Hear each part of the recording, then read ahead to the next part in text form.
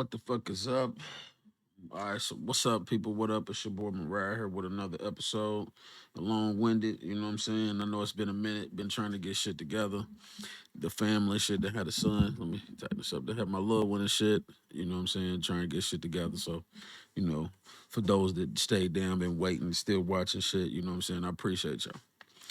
So, on this episode, we're going to be talking about getting past pride and how much do you know? You know what I'm saying? I like to try to educate people, you know what I'm saying, and shed light on different situations, you know what I'm saying, something that, just give people a different train of thought that you may not have, that you may not think about on a daily basis, you know what I'm saying, that could make a difference, because I got homeboys that, you know what I'm saying, I be adamant with the conversations that I have with them, you know what I'm saying, I be constantly driving on them with the conversation, you know what I'm saying? So I'll be trying to put it out here as well, because I'll be trying to live by it. So, you know what I'm saying? We can get straight into it. What is pride? You know what I'm saying? To me, pride is what makes you crash out. You know what I'm saying? For an example, you have, some of these, just any person in a situation where, you care more about how you look in that situation than what the outcome is. You know what I'm saying? Whether it be you losing this or losing that, or seeing some of the little videos where you have the girls that get upset with the dudes and then they want to keep crashing their cars into them or run them over.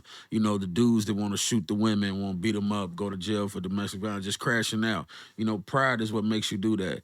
You know, and a lot of us don't think about the the situation that we putting ourselves in because of that, not thinking about the outcome and weighing the pros and cons of that situation, and we crash out, you know what I'm saying, and you sit in that situation, you sit in cell or whatever it is, and you start to realize that it wasn't worth it, you know what I'm saying, pride is something else that why you would it would strive for the respect of someone else, you know what I'm saying, like these are all reasons that I feel,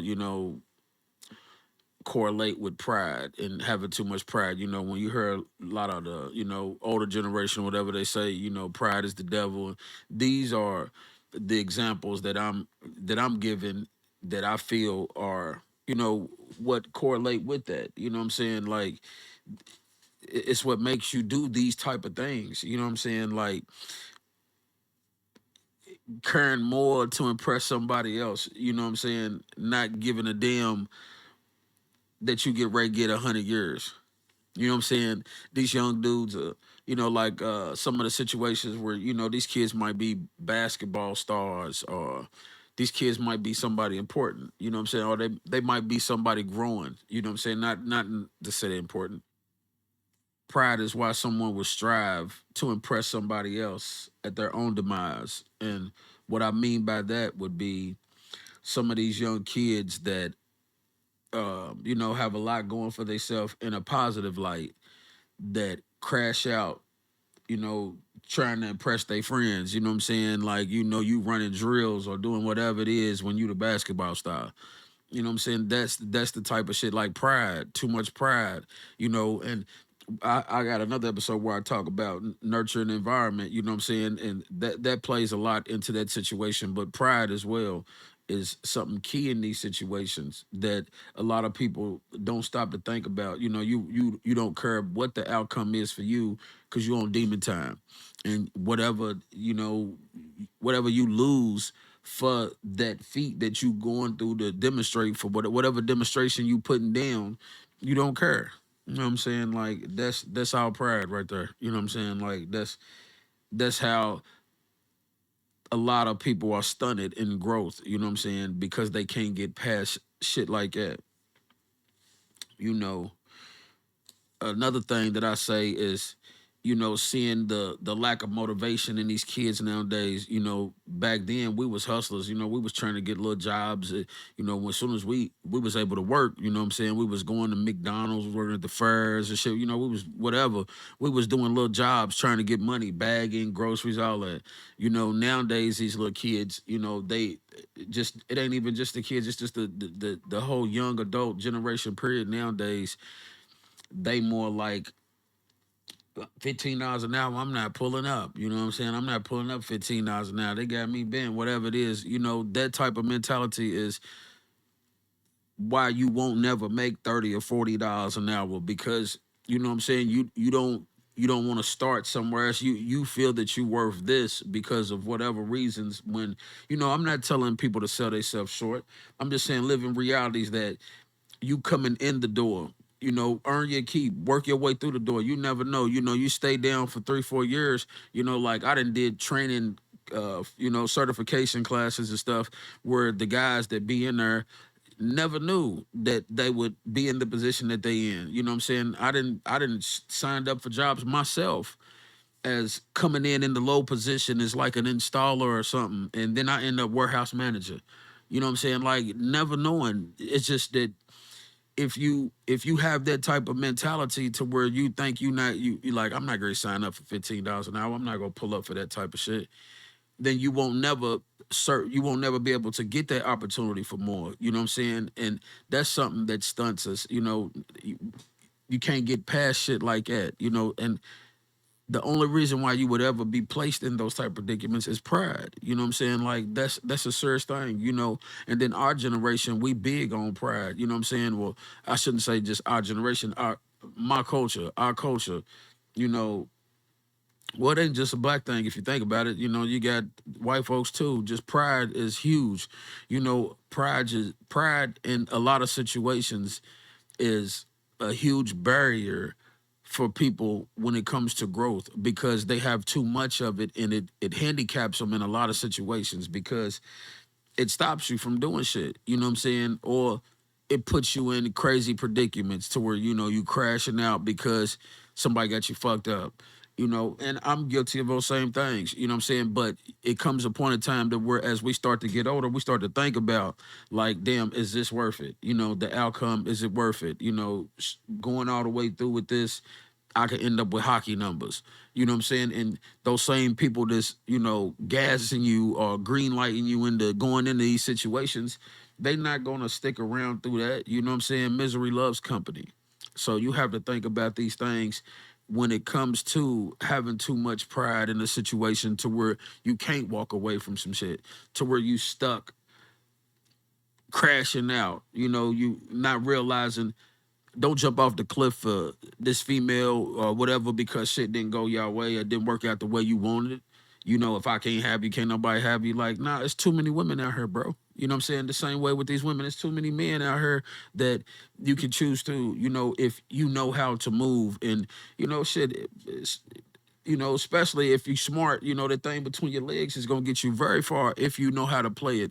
Because you have so many weak men that's always their compromise. You know what I'm saying? Uh you know, any partner or homeboy, you know what I'm saying, leave them around your girl, your woman, you'll see who's the flawed ones. You know what I'm saying? So a lot of women in general need to understand, you know what I'm saying, their worth as well, but it's more people out there, and you don't have to have so much pride of feeling played in a situation to where you lose everything.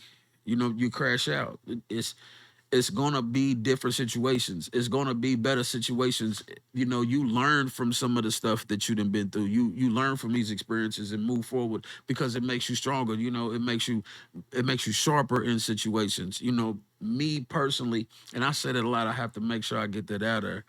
But me personally, I've went through some crazy shit. You know what I'm saying? Crazy situations with me and my baby mamas and ex girlfriends and everything. You know what I'm saying? And I take responsibility for the shit that I put myself in, but I never had too much pride to where, I'm saying, man, listen, I'd have been pushed to the limit, but I never thought of crashing out. You know what I'm saying? Like, I've lost everything that I own. You know what I'm saying? I didn't had to put everything that I had in a car and drive to another state, you know what I'm saying, to find a job to pay for me to live. You know what I'm saying? All because of me putting my eggs in another person's basket, but I never had the thought of crashing out when I was in those situations, when I was being the man that I was from owning my own businesses to, doing all those videos and films for people, going back and forth, being around all those celebrities and stuff, to a woman placing me in a situation because of what I became. You know what I'm saying? Thinking that I was doing something that I wasn't. You know what I'm saying? I just didn't have no when everything started to go downhill for me, I didn't I didn't have too much pride to not stop and think that, yeah, she's doing this, she's doing that. If I put this demonstration down though, I'm gonna do this. This is what's gonna happen to me. This is gonna be the outcome. And I refuse to. You know what I'm saying? So, it was tough. It was tough eating shit, you know what I'm saying? And seeing life transpire without you, seeing everybody around you benefit from the moves that you put down.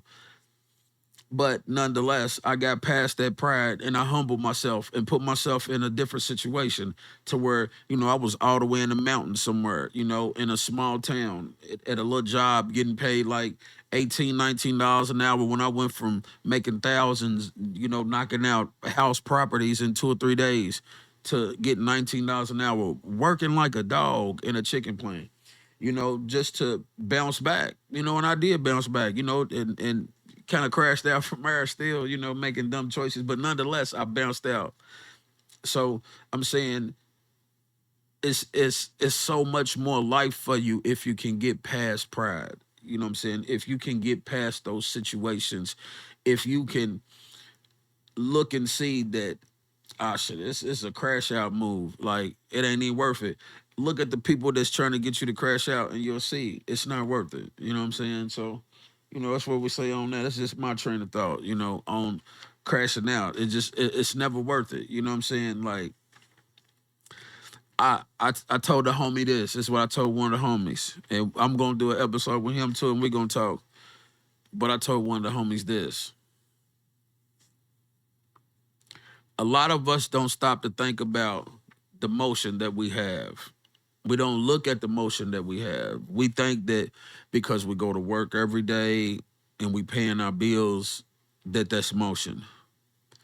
I'm saying, what goals do you got? What are you going to work every day paying bills in a home that you own? It's your mortgage, or you going to work every day to pay for some car, or you paying rent? You know what I'm saying? Like, what is your purpose? What is your goals? A lot of us don't stop to think about these things.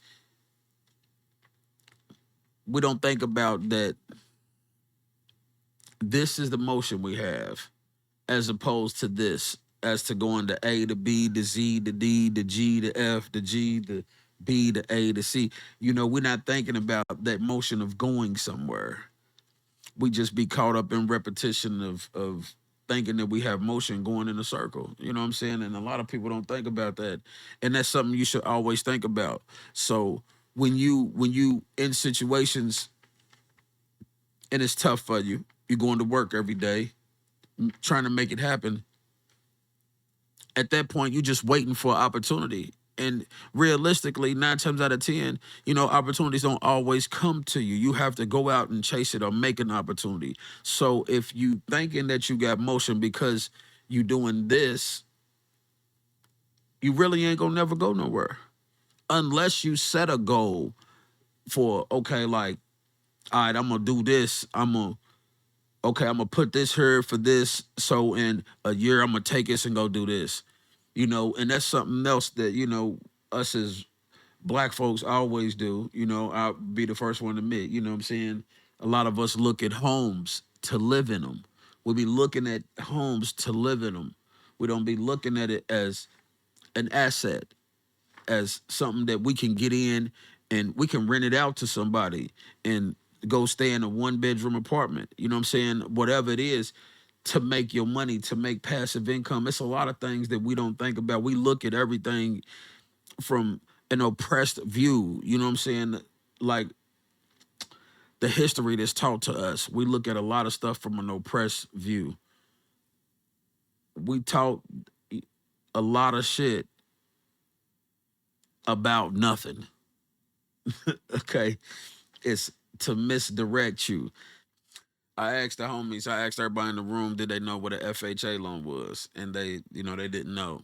So, a FHA loan is what a lot of first time homeowners, what I'm saying, they get those FHA loans when they're trying to get home, but a lot of people don't know about this. But a FHA loan is the type of mortgage that is insured by the Federal Housing Administration, the FHA. The FHA is part of the United States Department of Housing and Urban Development, HUD. See, that's like Section 8 and all of that stuff, food stamp snaps, benefits and all of that. You know what I'm saying? This government backing allows lenders to offer these loans to borrowers who may not qualify for other types of mortgages. You know what I'm saying? So that's what a FHA loan is. And I'll be trying to tell some of the homies, just the lack of knowing, what I'm saying? Like, how much do you know? Which leads us on into this how much do you know, which leads us right on into this topic. That's what I'll be trying to tell some of the homies, how much do you know? If you knew about these, if we all knew about these small things as much as we do, as much as we've came across, as much as we are about in the streets, these goals that I'm telling you, that if you set these goals when you thinking that you got motion, just if you got this type of motion, you can still accomplish these goals. You just have to know which direction to go in.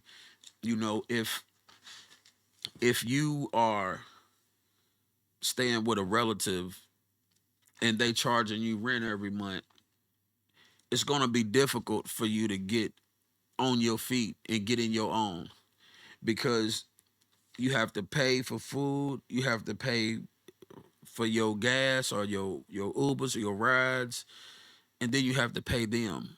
You know what I'm saying? It's going to be almost you would have to sacrifice and go without a lot. You can't get comfortable thinking that, well, I'm with my family, it's gonna be this way. I'm gonna be able to stack this and get out. No, you'll be stuck in that situation for a minute. You know what I'm saying? And then it's gonna lead to you and the family member falling out. You have to have a goal. You have to have, what I'm saying? I tell people, place yourself in a situation. I use myself for an example. I had a relative, when I was in a situation, she let me come stay with her, stack my little bread. She wasn't even tripping on no money. She was like, "You get the couch, cuz, you can use the car, what I'm saying, to get back and forth to work." So I was like, "Cool."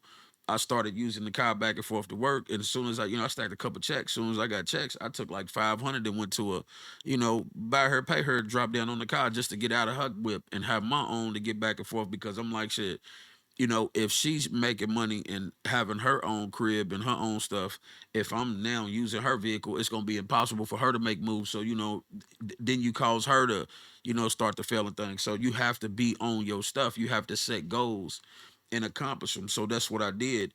And it just went up from there. Went from having a car to getting my apartment and everything. But you have to have somebody that really trying to help you. You can't have nobody trying to milk you, and their relative to charging you rent every month, sit on their couch and shit. It's all love. I understand that, but it's not going to help you get out of that situation. You have families like, some of these young rich kids from other cultures and all these walks, when they get to college or whatever situations, their parents give them cards, or when they graduate, their parents buy them a car, a vehicle. You know what I'm saying? Like, in our culture, that shit is not something that's huge. It's you starting to see it now because more people are becoming financially, financially literate, of what's going on around them. You know what I'm saying? They starting to see financially, they learning, what is it, financial literacy, and they able to manage money now, but nonetheless, setting goals. So we ain't gonna ramble on. So I can talk about the shit forever. So, but anyways, how much do you know? You know what I'm saying? How much do you know?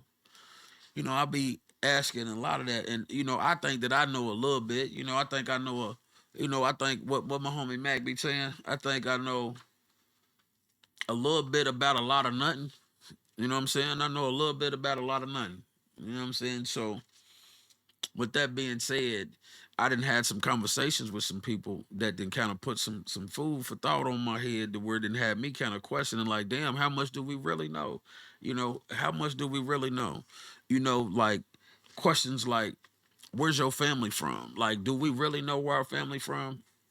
Do we really know where our family is from? Like, do we really know?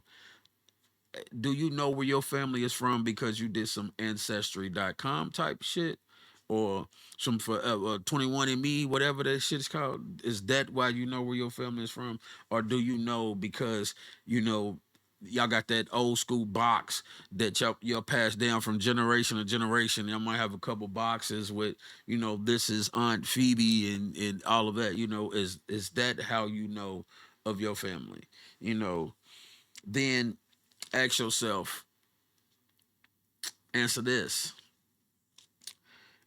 who was the foundation of your family? You know what I'm saying? Was like, I know, for an example, in my family, on my father's side, it was Johnny and Boyd or something like that. They was twin brothers, but it was Johnny and Boyd, and these two dudes are literally the whole family tree because of the he had one had so many kids. Like, we're all Morrises, but on one side you have like a group of Morrises that don't mess with the other groups of Morrises. Like, I don't know. So it was almost like, we had a group of in house and in the field. You know what I'm saying? Like, but that's how they beef. They beef really, like, if you know the old school tale, the families, the Hatfield McCoys, or the Gangland, the movie Gangland with Leonardo DiCaprio. Like, that's how they beefed. You know what I'm saying? My family, the Morses, you know what I'm saying? Like, the Morses would beef. One side beef with the other. But Johnny and Boyd is what separated it. If you was a descendant of Johnny, you was on one side. If you was a descendant of Boyd, but that was our foundation, and a lot of people don't know this, so I asked, what do you know? How much do you know? Do you know your foundation? Do you know where you come from? Do you know if your family was called something else before this? Do you know what y'all was? You know what I'm saying? Like, do you know what it was to change? And something else we talked about was, how many grandparents do you know?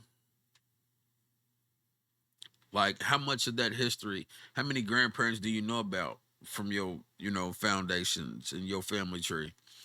Me personally, I know my grandmother's father, so that was my great grandfather. I know my grandmother's mother. I don't know my grandfather's mother. I don't know my grandfather's father. But I know my grandmother's mother, my grandmother's father, and I know my grandmother's grandfather, which was a white German guy. I know my grandmother's grandfather, which was a white German guy. My mother's side is mulatto. They all from mixed, and it starts with that German man. Uh, and he was married to my grandmother Putty's. If